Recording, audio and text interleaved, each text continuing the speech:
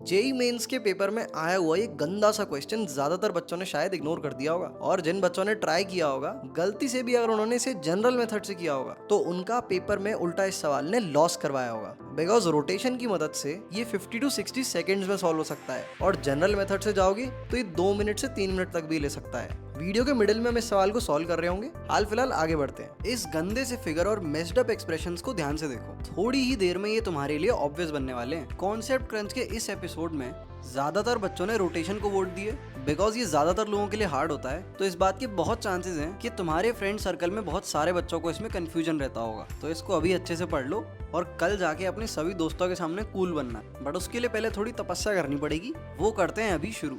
यहाँ पर अपन मेनली 3 चीजें पढ़ने वाले हैं। तो ये हमारे ए भाई साहब हैं जो कि एक वेक्टर हैं और ये पूरी वीडियो में हमारे साथ रहने वाले हैं। सबसे पहले हम इनको पकड़ के ओरिजिन के अबाउट रोटेट करेंगे और किसी नए वेक्टर ए डैश में ट्रांसफॉर्म कर देंगे विदाउट चेंजिंग दी मैग्नीट्यूड। अगले केस में हम इसको रोटेट तो करेंगे बट मैग्नीट्यूड भी चेंज कर देंगे, और उसके भी अगले केस में हम ए भाई साहब को बी भाई साहब के अबाउट रोटेट करेंगे। And in between also in the and हम कुछ क्वेश्चंस भी सॉल्व करेंगे। तो आई होप तुम्हें सारी इंडेक्सिंग समझ आ गई है। अब शुरू करते हैं। तो इस केस में हम ए वेक्टर को रोटेट करेंगे अल्फा एंगल से एंटी क्लॉकवाइज डायरेक्शन में और कन्वर्ट कर देंगे ए डैश वेक्टर में। यहाँ पर मैंने ए के coordinates A I plus B J माने हैं और ए डैश के coordinates A dash I plus B dash J के बराबर माने हैं। इसी तरह से हर वेक्टर का एक मैग्नीट्यूड भी होता है, तो यहाँ पर ए डैश का मैग्नीट्यूड अपन आर डैश कर देते हैं और ए का मैग्नीट्यूड अपन आर के बराबर कर देते हैं। तो सारा का सारा नामकरण हमने कर लिया है। अब प्रक्रिया की शुरुआत करते हैं। थोड़ी देर के लिए मान लो मैंने कॉम्प्लेक्स नंबर्स पढ़ा ही नहीं होता, तो मैं इसको कैसे सॉल्व करता। मुझे पता है कोऑर्डिनेट सिस्टम में एक पॉइंट है ए कॉमा बी, मुझे उसे ओरिजिन से ज्वाइन करना है और मैंने स्ट्रेट लाइन चैप्टर पढ़ रखा है। एक लाइन जो ओरिजिन और ए बी से पास कर रही है उसकी इक्वेशन मेरी हो जाएगी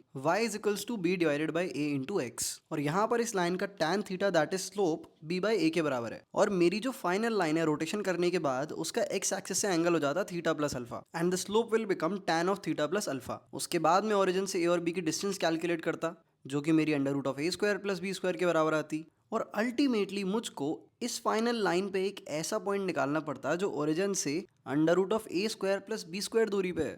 फाइनल लाइन के हम पैरामेट्रिक कोऑर्डिनेट्स लेते which will be x comma tan theta plus alpha x, और उसकी ओरिजिन से डिस्टेंस हम अंडर रूट ए स्क्वायर प्लस बी स्क्वायर के बराबर करते। वहां से हमारे पास x की वैल्यू आती और उसको अपनी फाइनल लाइन में डाल के y की वैल्यू निकाल लेते। अगर तुम चीज़ों को इस मेथड से करते हो तो डेफिनेटली तुम्हारा पेपर समय से पहले तो कभी कंप्लीट नहीं होने वाला।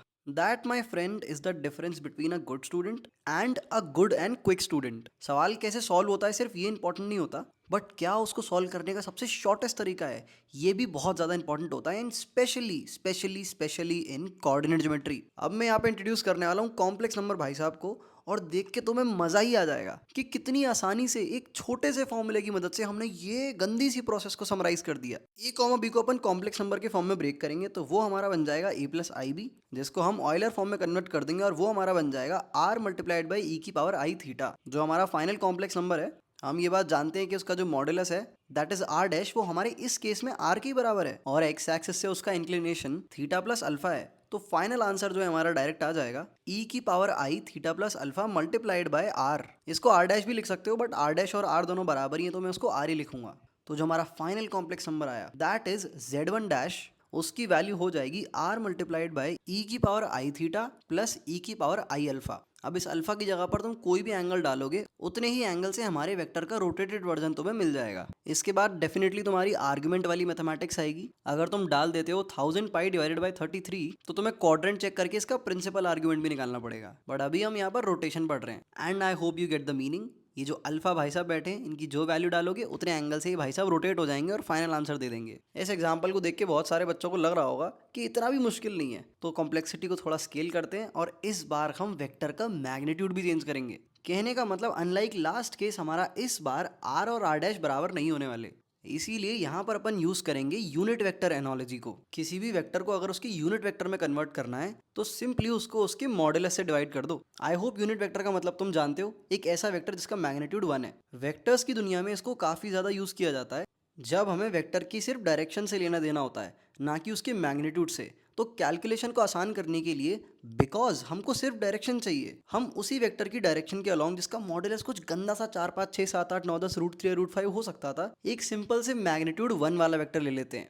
अगेन रिपीटिंग बिकॉज हमको मैग्नीट्यूड से नहीं डायरेक्शन से मतलब था। अब स्क्रीन पे बड़े ध्यान से देखो, z1 वेक्टर हम जानते हैं r मल्टीप्लाइड बाई ई की पावर आई थीटा के बराबर है। सबसे पहले इसको इसके यूनिट वेक्टर में कन्वर्ट करेंगे, सिंपली इसके मॉडुलस से डिवाइड करके, दैट इज r से डिवाइड करके, तो ultimately we will get e की पावर आई थीटा इटसेल्फ, और फिर उसे अल्फा से रोटेट करेंगे तो पिछली वाली इक्वेशन यूज करके हमारे पास ये एक्सप्रेशन आ जाएगा, नथिंग बट e की power i theta plus alpha. अब अगर तुम स्क्रीन पे ध्यान से देखो तो हमें z डैश वेक्टर की डायरेक्शन में एक वेक्टर मिल गया है जिसका मैग्नीट्यूड 1 है। सिंपली इसे z डैश के मॉड से मल्टीप्लाई कर दो, दैट इज r डैश, और हमारा फाइनल वेक्टर निकल के आ चुका है। यहाँ पर हम e की पावर आई थीटा को z1 divided by mod of z1 भी लिख सकते हैं, and this is how the ultimate form looks like. Rotation का one of the most popular question है ये, और ये प्रॉपर्टी तुम्हें बाय हार्ट याद होनी चाहिए। हाल फिलहाल हम इसको प्रूव करना सीखने वाले हैं। z1, z2, z3 हमारे इक्विलेटरल ट्रायंगल की वर्टिसेस हैं और हमें इस एक्सप्रेशन को प्रूव करना है। वीडियो को पॉज करो और रोटेशन का यूज करके इसे डिराइव आउट करने की कोशिश करो। अब मैं करता हूँ सॉल्यूशन के साथ शुरुआत। तो ये हमने बना लिया है अपना ट्रायंगल, और हम जानते हैं कि इक्विलेटरल ट्रायंगल में हर साइड के बीच का एंगल 60 डिग्रीज होता है। तो अगर मैं z1 के अबाउट z3 को रोटेट करूं, वो भी 60 डिग्री के एंगल से, तो जो मुझे अल्टीमेटली पॉइंट मिलेगा वो होगा z2।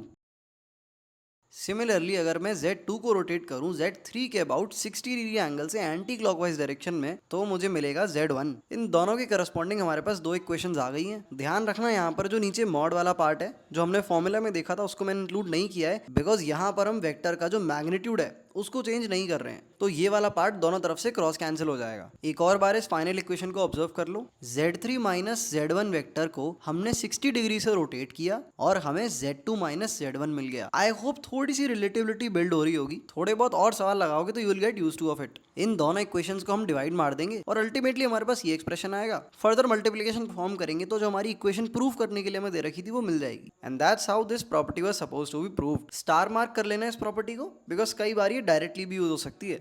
अब बढ़ते हैं अपने थर्ड केस की तरफ, जो कि अगेन रिलेटिवली काफी ज्यादा आसानी है, बिकॉज अब तुम यूनिट वेक्टर में लेने वाला फंडा समझ चुके हो। तो सारा नामकरण एक और बार दोबारा कर लेते हैं, बिकॉज इस केस में हम एक और वेक्टर z2 को इंट्रोड्यूस करने वाले हैं। तो फिगर को ध्यान से देखो, ये हमारा z1 वेक्टर है जो कि पॉजिटिव एक्स एक्सिस से थीटा एंगल बना रहा है, और उसको z2 के अबाउट रोटेट किया जा रहा है, अनलाइक ओरिजिन जो कि हम अपने पुराने दो केसेस में कर रहे थे, और इसको अल्फा एंगल से रोटेट करके z1 डैश में कन्वर्ट कर दिया जा रहा है। अल्टीमेटली हमको z1 डैश की वैल्यू बतानी है z2, थीटा और अल्फा के टर्म्स में। सबसे पहले हम यहाँ पर z1 माइनस z2 की वैल्यू कैलकुलेट करेंगे और उसको यूनिट वेक्टर में कन्वर्ट करेंगे। So it will become z1 minus z2 divided by mod of z1 minus z2, और इसके बाद इसको अल्फा एंगल से रोटेट करेंगे simply by multiplying with e की पावर आई अल्फा। अब इस बात पे ध्यान दो कि अल्टीमेटली हमें मिला क्या।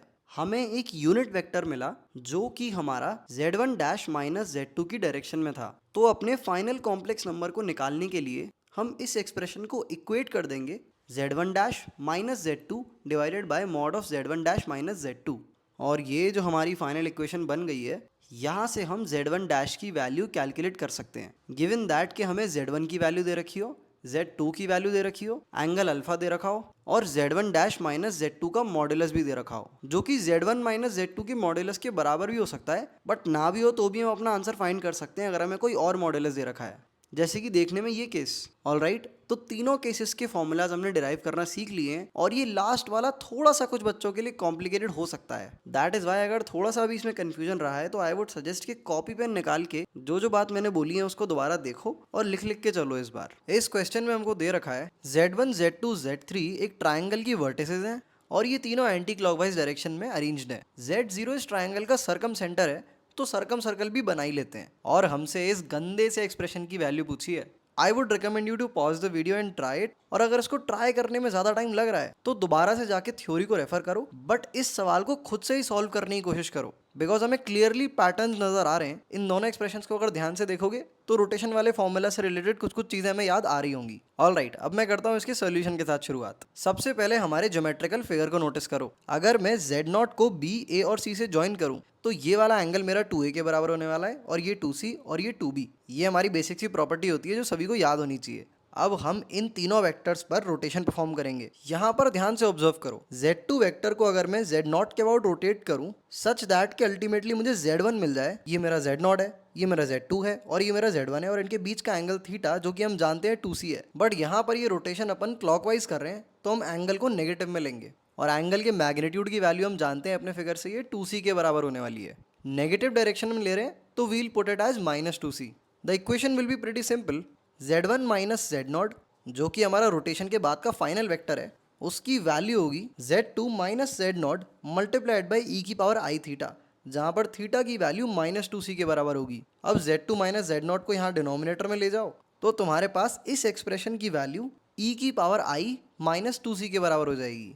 सिमिलरली इस एक्सप्रेशन की वैल्यू मैं चाहता हूँ तुम खुद से रिड्यूस करो, वीडियो को पॉज करो और मुझे कमेंट्स में बताओ कि इसका आंसर क्या आएगा। पर्टिकुलरली इस एक्सप्रेशन की वैल्यू मुझे अभी बताओ वीडियो पॉज करके। I just want to know कितने लोग तुम में से बता पाते हैं, बिकॉज इस चीज़ को अपन ने मल्टीपल टाइम्स डिस्कस कर लिया है। ऑल राइट, अब मैं डायरेक्ट इसका आंसर बताता हूँ, तुमने फिगर आउट कर ही लिया होगा। This will be equal to E की पावर आई 2a। यहाँ पर हमने Z2 को Z0 के अबाउट रोटेट किया है सच दैट कि उसे Z3 में कन्वर्ट कर दिया है। अगेन एक और इंपॉर्टेंट डिटेल है इस क्वेश्चन में, ये सारे वेक्टर्स की लेंथ हमारी जो है r के बराबर ही है, इसीलिए जो नीचे मॉडुलस में हमारा एक्सप्रेशन में एक पार्ट आता है जो जनरल फॉर्मूला था, उसको हमने इग्नोर कर दिया बिकॉज दोनों साइड वो सेम होगा, क्रॉस कैंसिल होकर वो 1 बना देगा। I hope you get the idea, because हमने जितने भी एग्जाम्पल्स यहाँ पे ट्राई किए हैं उन सब में जो फाइनल वेक्टर है और इनिशियल वेक्टर है उन दोनों की लेंथ सेम ही है, और तुम्हारे 99% क्वेश्चंस में अगर रोटेशन के आते हैं तो ऐसा ही होने वाला है। अब अल्टीमेटली हम ई की पावर आई थीटा की value cos theta plus i sine theta में कन्वर्ट करेंगे और अपनी ओरिजिनल इक्वेशन में पुट कर देंगे, and this is how the calculation will follow. Now coming to the question जो इस वीडियो के स्टार्टिंग में मैंने डिस्कस किया था, वो तुम आसानी से सॉल्व कर पाओगे बिकॉज हमने उससे 10 टाइम्स टफ इलस्ट्रेशंस यहाँ पर डिस्कस कर लिए हैं। बिकॉज इस PYQ में वेक्टर को रोटेट करते वक्त हम उसका मैग्नीट्यूड बिल्कुल नहीं बदल रहे हैं, तो जो केस 1 हमने थोड़ी देर पहले पढ़ा उसके थ्रू ये सॉल्व आसानी से हो जाएगा। वीडियो को पॉज करो, पॉज तो क्या ही करोगे, अब एंड ही होने वाली है, बट इस सवाल का आंसर कमेंट्स में ड्रॉप करते हुए ज़रूर जाना, इससे मुझे ये भी आइडिया लगेगा कि एंड तक कौन कौन टिकता है। Anyway that's all of this one, see you in the next video.